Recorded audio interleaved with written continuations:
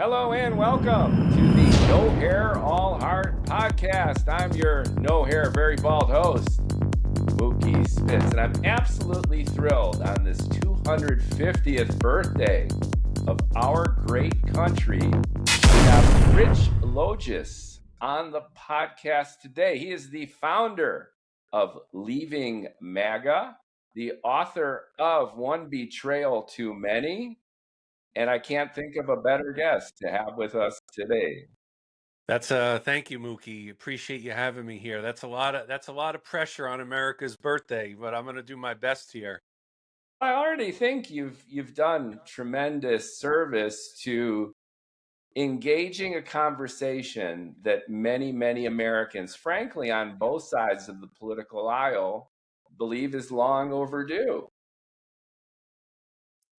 Well, I think that, as we look at the birthday celebrating, being in existence for a quarter of a millennium, I what gives me hope about American democracy is I believe that the vast majority of Americans agree on important issues more than we disagree. And I think there are times in our past when we have been more divided, which is not to in any way diminish or dismiss our current divisions and polarization, but Americans have more concurrence than we do disagreement. And I think we have to remind ourselves that there are, not to sound conspiratorial, but there are certain forces that's very lucrative for them to keep us divided. And we need a way of continuing to make the case to each other as Americans that we actually have much more in common than we are unalike. I believe sincerely that most Americans will agree with you. Unfortunately, for many of the reasons you cited, especially our digitally fragmented, media crazy environment that favors controversy over unity, we're becoming increasingly polarized. But your story is particularly fascinating and relevant, I think, because you were a full bore MAGA supporter and then you weren't. Can you share with our audience how that transition occurred and what it meant for you and how it engendered your organization? Before 2015, I was someone who was a slightly left-leaning political independent. And I had believed that the two parties were the same. I felt that democracy had failed most Americans, that the two parties cared mostly about their donors and about the wealthy and the powerful. And even though Trump came from that world, and even though he ran as a Republican, I was very attracted to his outsider status without any government, military, or political experience. And I admit now, looking back on it, that I allowed myself to be seduced by the burn it all down ethos of his campaign. And I found myself more and more nodding in agreement because I felt like this candidate it was willing and able to obliterate the established political order. And I felt that's what we needed at the time, was to tear it down and start anew. And I didn't just vote for Trump and support him on the periphery. I worked on the campaign. I wrote part of the call script for the Trump campaign that they used. I recruited people to vote for Trump, including Bernie Sanders voters. I showed people where to get registered to vote. I was doing grassroots activist work for the first time in my life as a volunteer in a campaign. And after the 2016 election, I didn't just walk away and say, see you in 4 years. I got deeper and deeper into the community of MAGA. I wrote numerous articles for MAGA friendly media. I had bylines in places like Fox and The Federalist, Real Clear Politics. I wrote for a site called WorldNet Daily, which helped popularize the Obama birther conspiracy theory. I professionally produced a podcast. I did many episodes that were very vehemently pro-MAGA. I spoke at Trump groups. I was a donor at Trump groups. I sponsored them. I worked on the 2020 campaign. I was a donor to the 2020 campaign. I was unapologetically public in my support for Trump. But it was in the summer of 21 when my crack started to form ever so slightly. And it was actually not Donald Trump who was the catalyst for the commencement of my doubts. It was actually my governor here in Florida, Ron DeSantis. In the summer of 21, he had a press conference where he allowed COVID anti vaxxers to speak and spread conspiracies at this press conference. And Ron DeSantis had been a proponent of the vaccine up until that point. And I've never been an anti vax person. So it shocked and confused me why he allowed people to say that the vaccine was deadlier than the virus and that the vaccine was going to change your RNA. And after that happened, after that shock and confusion that set in, I did something that sounds very, very simple, but was profoundly life altering and changing for me, which was I diversified my news and information sources. And I spent the next year really wrestling and grappling with the fact that I had been wrong on so many of the beliefs that I held near and dear and sincerely. In my memoir, One Betrayal Too Many, I write about that year as the year of heaven and hell. And I came to conclude that one belief after another was false, and not just that they were false, but that I had created an entire persona around these lies, falsehoods, and conspiracy theories. So it was a lot of late nights with just my thoughts and I in solitude, a lot of personal turmoil and tumult as I was questioning this identity of mine and questioning my belief system.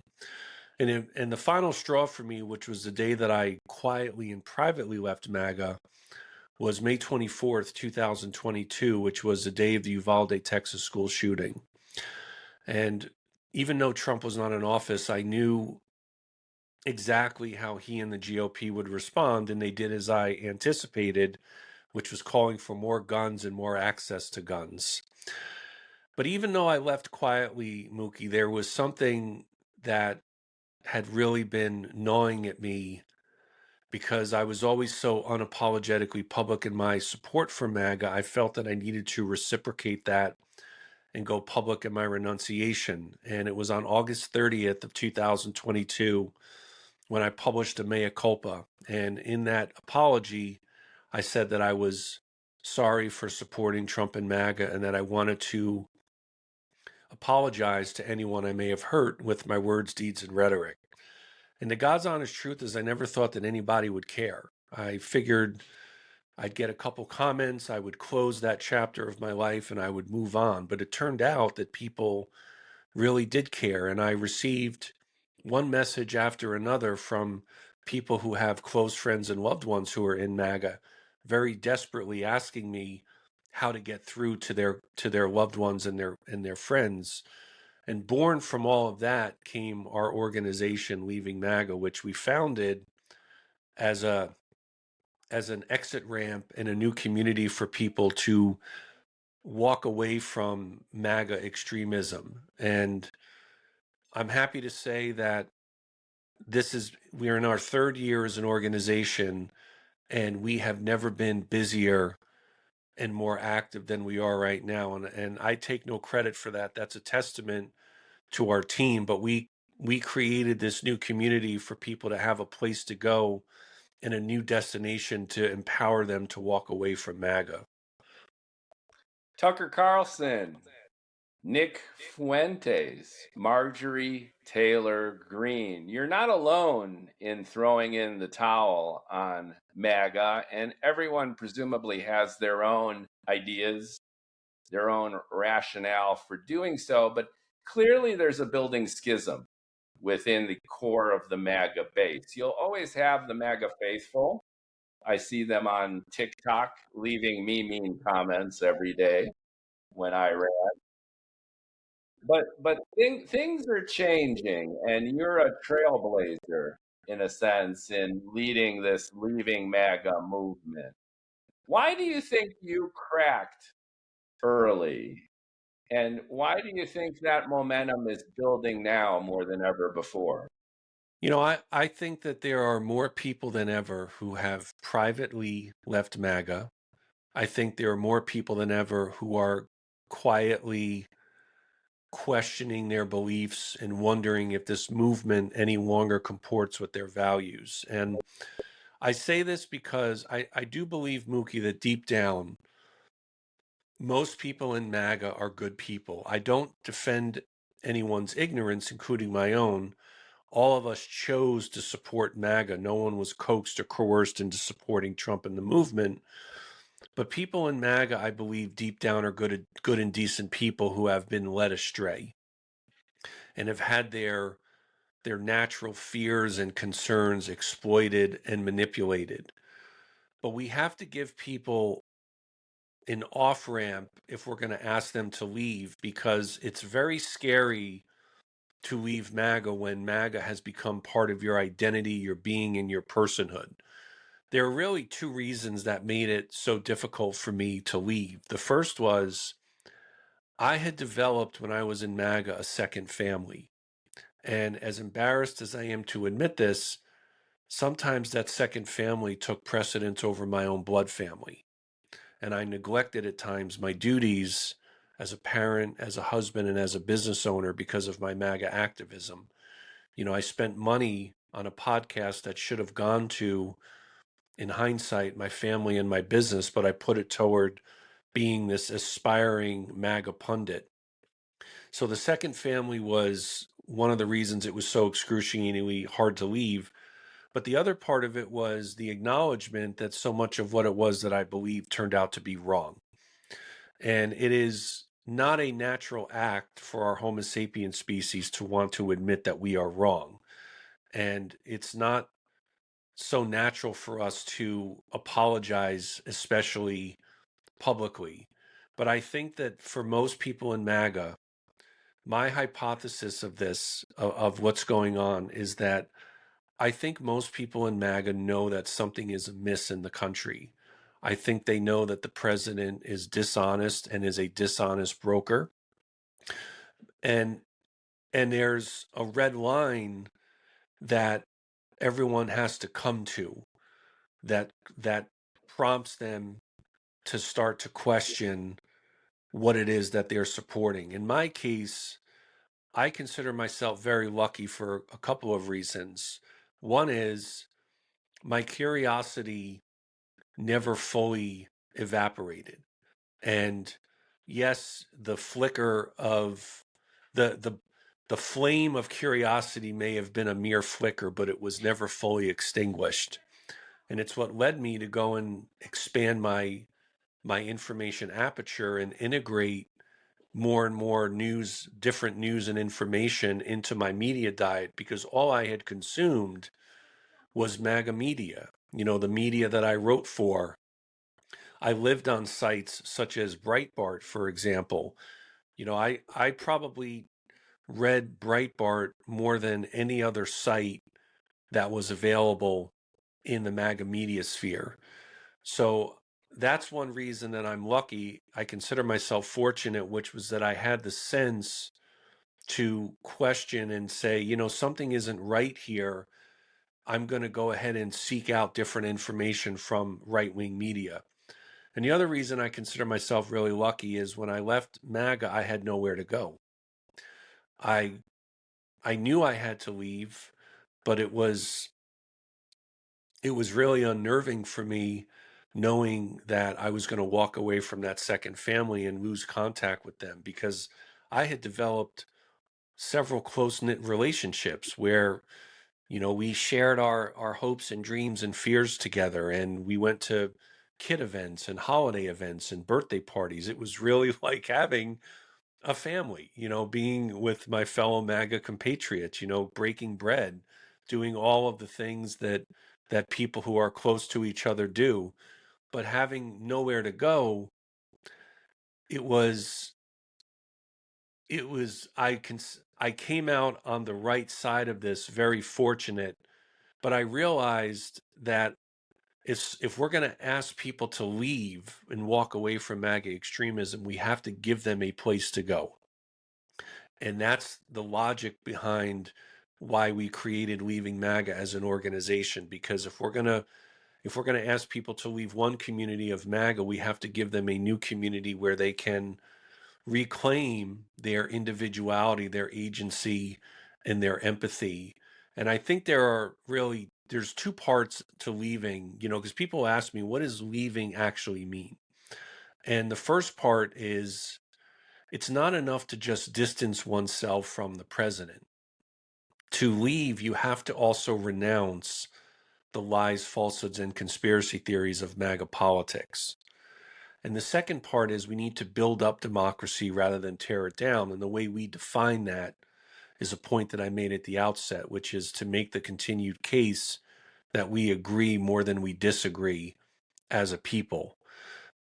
I was very attracted to tearing down lowercase d democratic institutions, but I came to understand that tearing down those institutions causes and continues to cause great harm and has resulted in unnecessary death, suffering, and trauma. So tearing down the system, while I understand its appeal, we have to make the case to people that we agree more than we disagree, because when enough people feel like we want to tear down the system, it's what gives rise to ethno-nationalism. It's what might give rise to it's why democratic socialists right now are having their day in the sun, because the mantra behind these movements that are forming, even though they might be considered, people call them extreme or fringe, but but what they're doing is they're a reflection of the fact that the two-party system, people feel like it's failed them. And Trump came in and took advantage of that. It's why Trump didn't hijack the GOP. He was its logical conclusion. So we have to continue to make the case that tearing down systems, all it does is favor those whom we're trying. It only favors the wealthy and the powerful and the donors, and it harms our democracy much more than it helps. You were married to the MAGA, not the mob, but the MAGA, and you freeing yourself from the MAGA mob is courageous. And it's a story that I'm sure many within MAGA would like to emulate. But here's what I'm sensing: it's not just the leaving difficulty, but where do you go to? And there's foundational tenets of MAGA that are so emotionally ingrained in supporters. So, for example, immigration, freedom of speech, guns, America first, ostensibly, that they're frustrated with Trump. They experience many of the things that you've experienced, but they find it untenable to vote Democratic. They have nowhere to go. So they figure Trump's an asshole, but he's our asshole. And I know I have trouble with MAGA. No, nothing is perfect. He's corrupt. He lies. He's creating a lot of problems, such as the Iran war. I never anticipated that. I never bought into that. Look at gas prices, the tariffs, on and on and on. But none of that is any comparison to the catastrophe that was Biden and the horrors of liberalism. How do you respond to someone facing that challenge? I don't say this to defend the Democratic Party, because I am actually not registered with any party. I am registered to vote. I am a registered independent, not the Independence Party, but an independent. But full disclosure, I did vote Democratic in the 2024 election. I worked on Kamala's campaign. I was a co-chair for a committee in Florida. I did outreach. I did media. I had a video testimonial that aired at the DNC on night one. I was fully committed to helping Democrats win. So while I don't say this as a defense of the Democratic Party, one of the reasons that many of those individuals say that they will never vote Democratic is because of something that I came to understand after leaving MAGA, which was that there has been a multi-decade coordinated effort to dehumanize, demonize, and vilify Democrats, liberals, liberalism, progressives, and leftists. And this agitprop and propaganda has been very effective. It's been very consistent, and it's been very, very disciplined. When I was in MAGA, I believe that, and I talk about this in my memoir, I believe that there was a they. And who was the they? The they were mostly Democrats.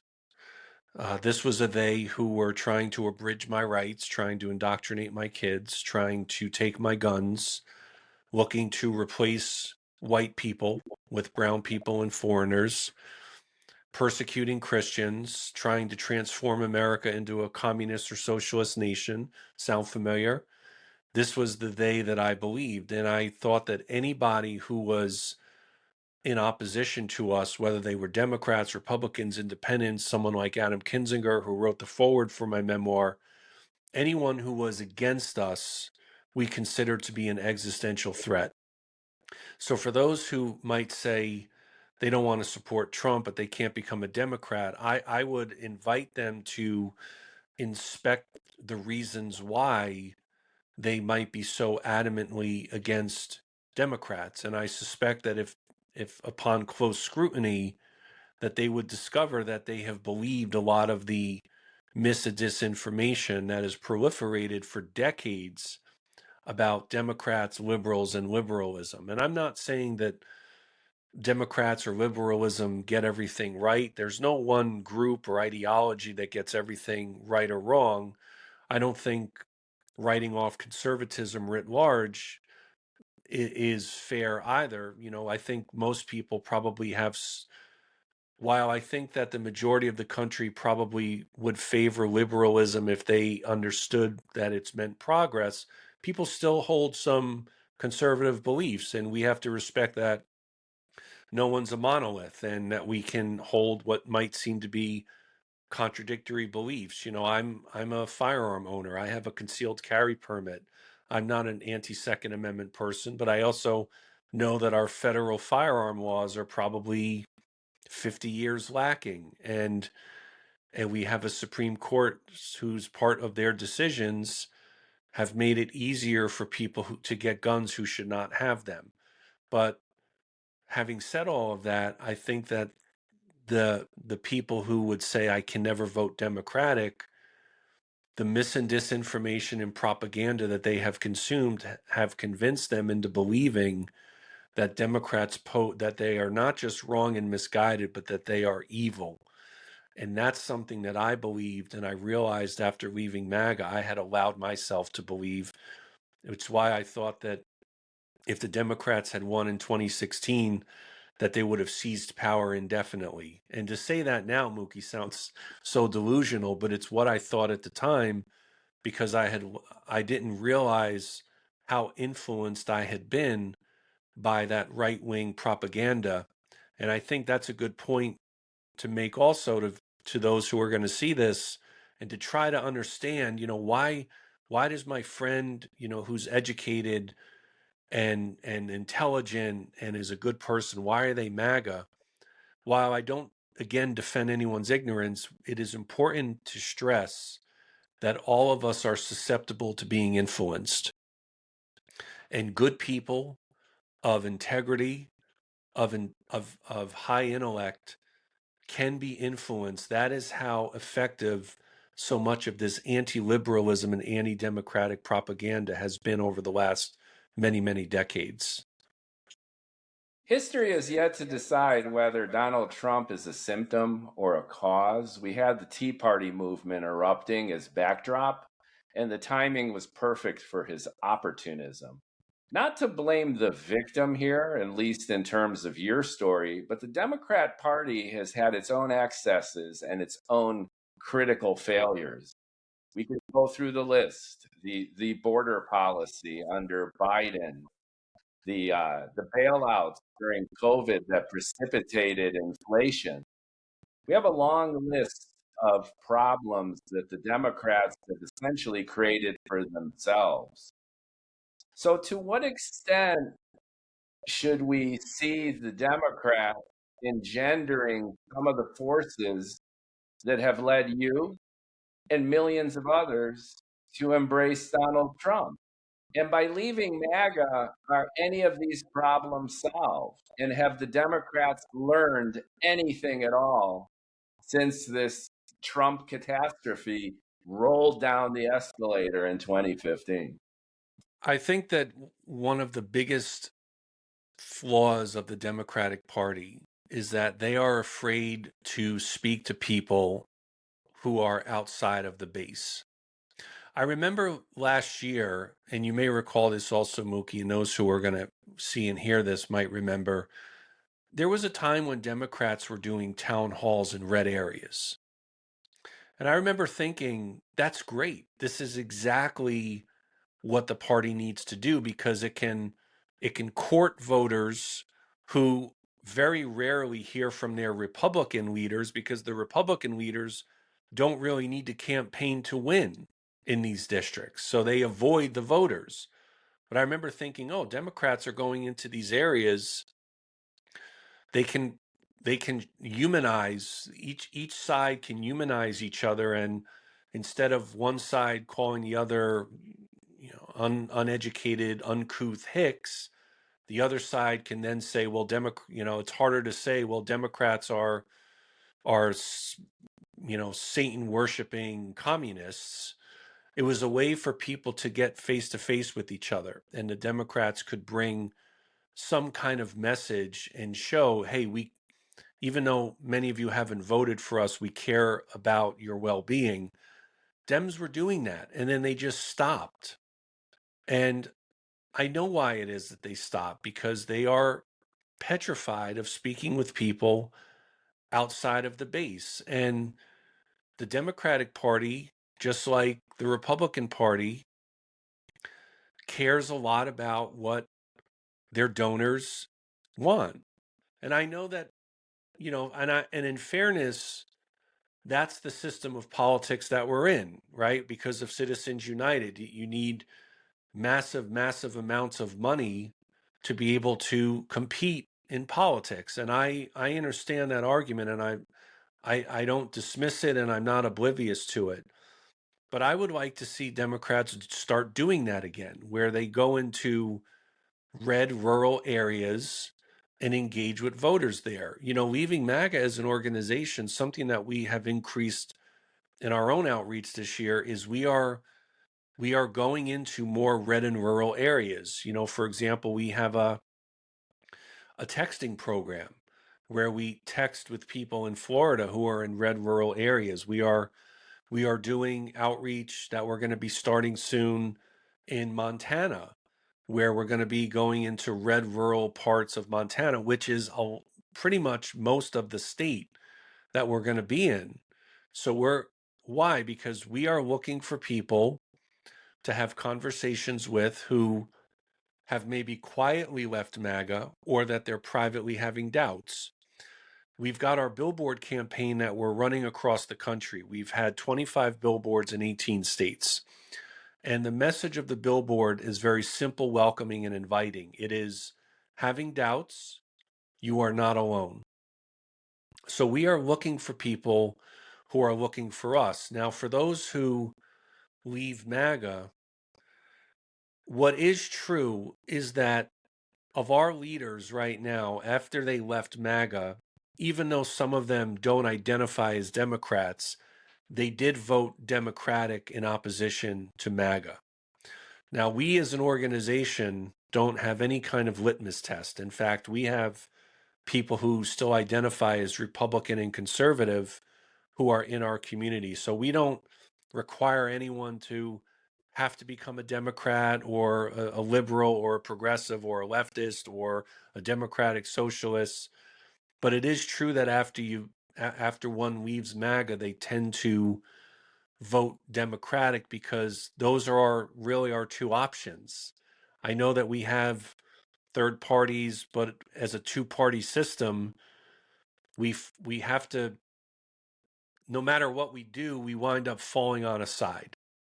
And depending on where you live, if you vote third party, you're helping one of the other two parties. So as much as I was all about tear down the two-party system, I know that that's not realistic. We have to work within the confines of the system, and I would like to see Democrats doing more outreach in those red and rural areas, because if they do enough outreach over time, they will pick up more voters who will realize by meeting elected officials of the other party that we actually agree more than we disagree on important issues. I understand the pragmatic reality of our binary system. If you don't really vote Democrat against MAGA GOP, then in a sense your vote is thrown away. But we do have alternatives. The Libertarian Party, for example, is I'm personally a fan, but this kind of thing opens up the opportunity for broadening the conversation to encompass the problems behind our binary, polarized, entrenched politics. And I know your overt call to action is not vote Democrat, but if you're implicitly suggesting that as an alternative, might you be turning a lot of potential leaving MAGA folks behind because of this allergy? I just can't do it. Rich, I know that Trump is a menace, but he's our menace. And I can't even fathom voting Democrat, let alone a Democrat in the shape of Mondami's socialists, who seem to be taking over that party as we speak.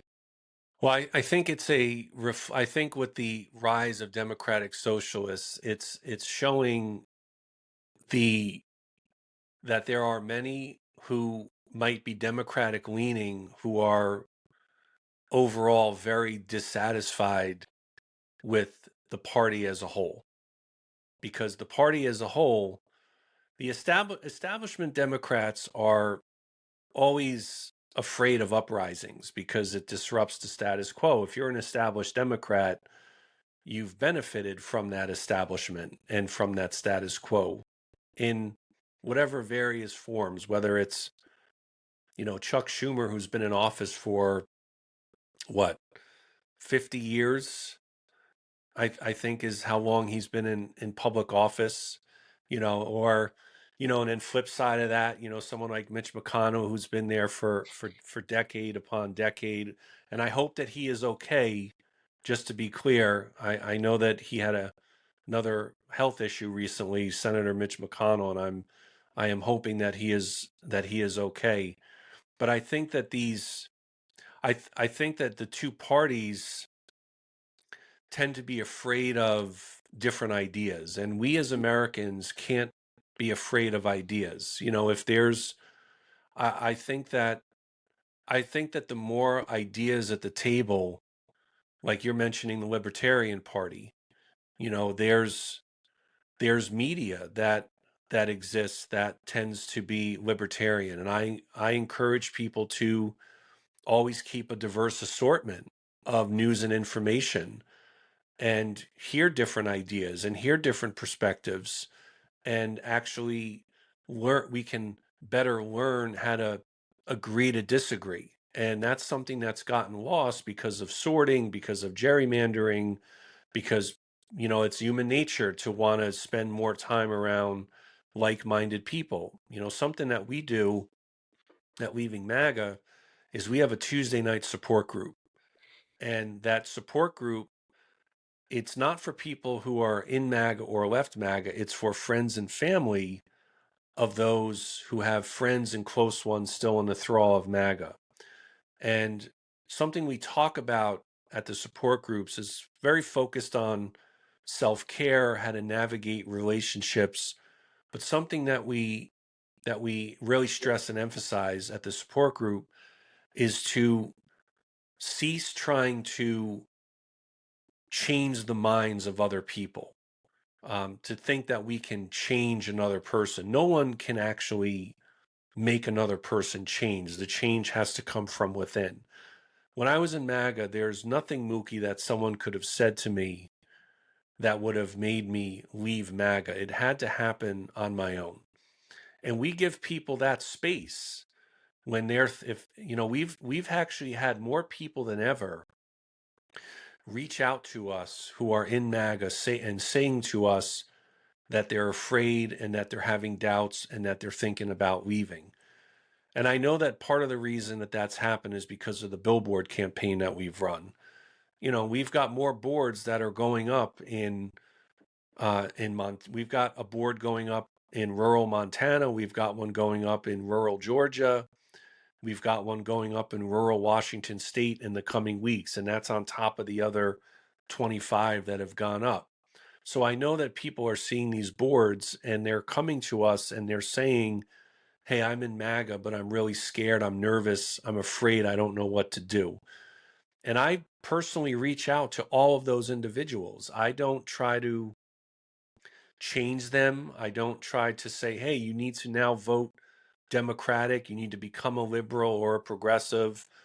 We don't take that approach. What we do is we try to provide people a soft landing if they're having those doubts. And for the ones who leave, who tell their stories with us, we give them a chance to give witness to their testimony. It's why I would really encourage people who are going to see and hear this to go to our website at leavingmaga.org and read some of those testimonials, because I think people will find them to be very edifying, very eye-opening, enlightening, educational, and very inspirational.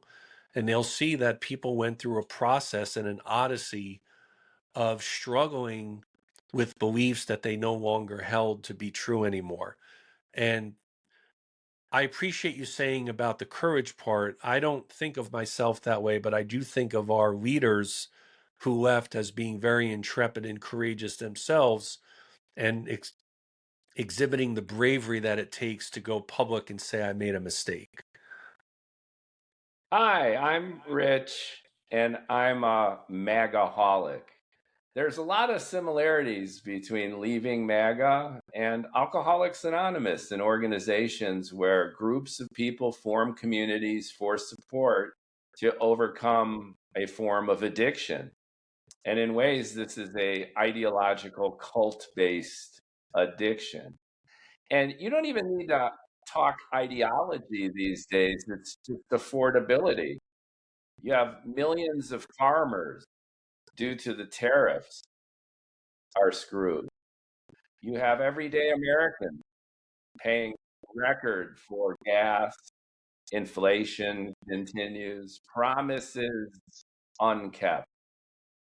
So I can see that there's a hunger for finding an alternative, and you're providing it. Well, the addiction part is very key and crucial, Mookie, because when I was in MAGA, I was addicted to fear and rage. I thought, to paraphrase the author Nathaniel Hawthorne, I thought that there was a devilish liberal and Democrat behind every tree. And as part of the addiction to fear and rage, I was always angry at somebody or some group. And what feeds the addictions to fear and rage is the media that we consume. I'm not an apologist for legacy media. I do consume a lot of media that people would call mainstream media. I read the New York Times, the Washington Post, the Atlantic. I look at USA Today. People send me articles from places like the Bulwark and the Dispatch, and I read content from these media organizations. But if you look at, for example, Fox News, no one watches Fox News to be informed. They watch it because it affirms and reinforces the addictions to fear and rage. And that's true of, and again, I'm not saying that non-MAGA media doesn't have some role in dividing us, because it does. But MAGA media in particular, it's very lucrative to keep us very divided and to keep us hooked on the fear and rage. And what MAGA media in particular distracts all of us from is a point that I like to come back to often, which is, if you took a pro-MAGA and anti-MAGA person and brought them together and had a lengthy enough conversation, they would see that they actually agree a lot. You know, that we care about economic opportunity and good schools for our kids, high quality health care, a safe and secure country, you know, where no one is above the law. Like, we all care about these issues. I as a non-MAGA person care about these issues, and a person who's in MAGA cares about these issues. We might have a difference of opinion on how to reach desired outcomes and maybe what some of the solutions are, but we're much more alike than we are unalike and dissimilar. But those addictions are real. And it's why we say in our support groups that we can't cure someone of being in MAGA. You know, we can only, we should only worry about what we can control and not worry about what we can't control. And we can't control how another person thinks. And MAGA is emotional. You know, for all of the mythology in MAGA about rugged individualism and F your feelings, the fact is that MAGA is a wholly emotional and almost wholly conformist community. When I was in MAGA, if anyone introduced any information that even remotely refuted the pervasively held mythologies and beliefs of MAGA, it was shunned, it was kept out. And it's when you start to introduce non-MAGA media into the media diet that we start to question some of these beliefs and think, you know, maybe there's not a they. You know, maybe there isn't someone trying to come for my guns. And it took me a year to go through the process of realizing that. And something else that I came to realize after leaving MAGA is we are what I call the United States of algorithms. You mentioned this earlier. And the algorithms keep us addicted to our fear and to our rage. And that is especially true on the MAGA side, because I can always tell when I'm online, and I'm online a lot, Mookie. I am terminally online.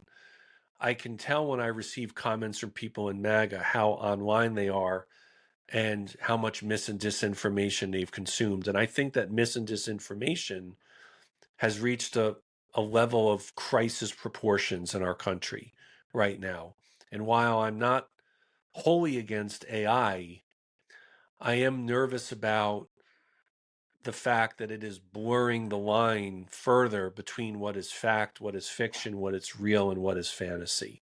And it makes me nervous as it pertains to just the abundance of mis and disinformation, especially in what is a balkanized media environment right now that we all are part of and are subject to here in the US.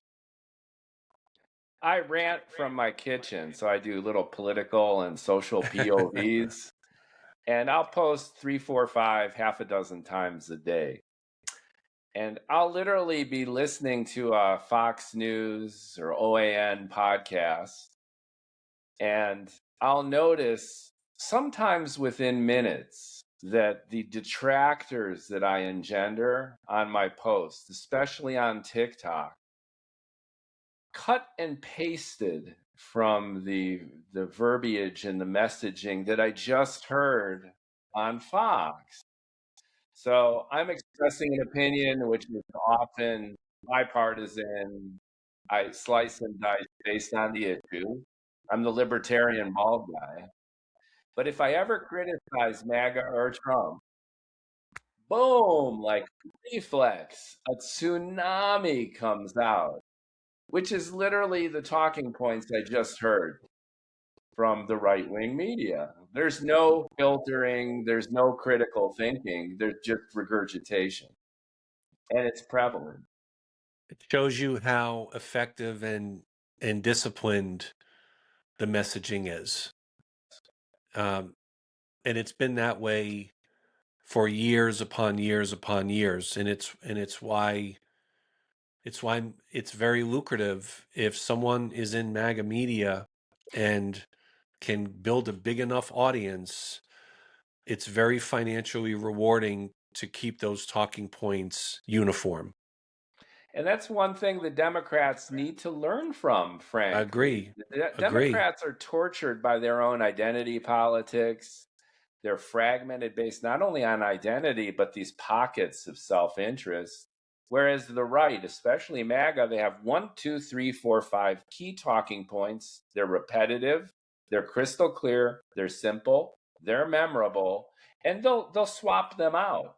Like America first, no war. All of a sudden, we're in a war. No problem. It's about the nuclear program. It's about regime change. Sure. So you could slot them out and swap them, but there's no more than half a dozen. And they're in constant, unified, repetitive circulation. The Democrats have to figure this out. Well, Dems think that people still vote based on policy, and that's not true. Now, for some they do. I understand it's not true of every single person, but the vast majority of Americans are not political. They're apolitical. They don't pay attention. They don't pay attention until a few months before an election.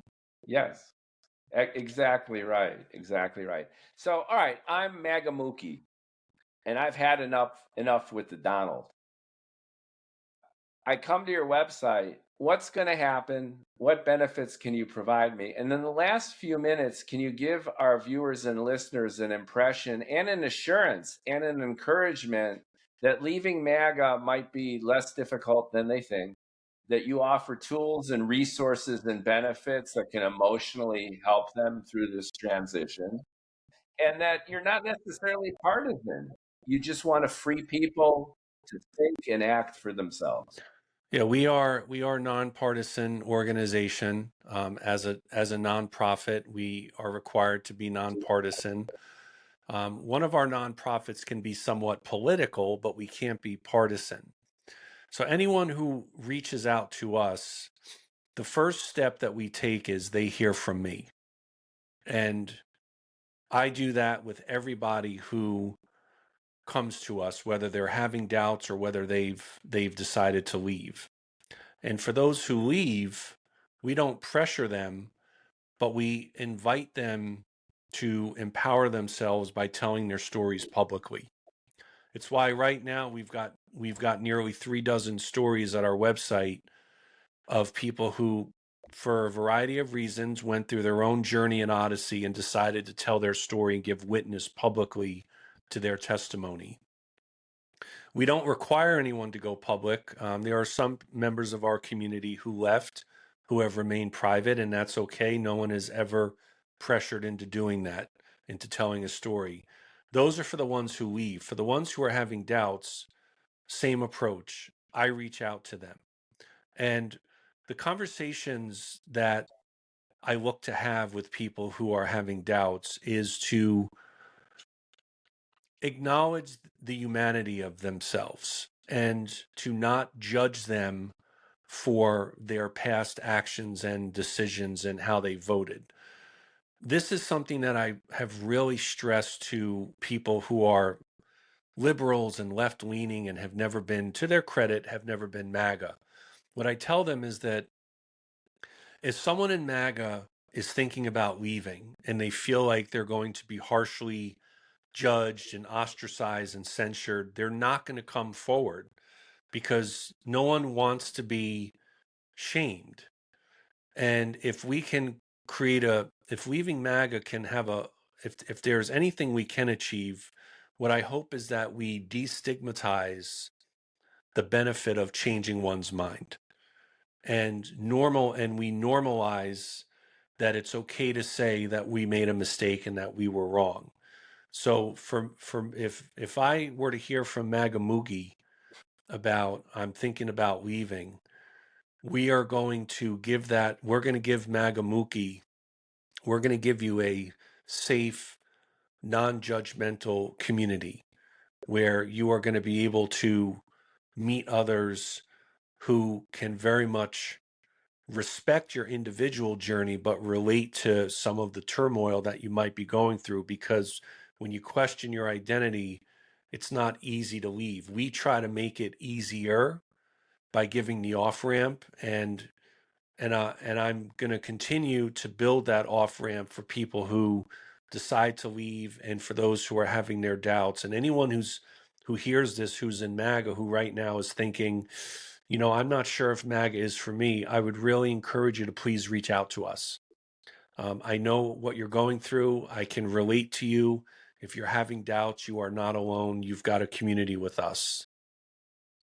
The MAGA Mookies and the MAGA everybody's, thank you for your service to this country, to critical thinking, regardless which aisle you sit your butt on in our polarized system. We can all use more critical thinking, as you mentioned. Curiosity is what you brought out. And just a feeling of solidarity that we're never alone.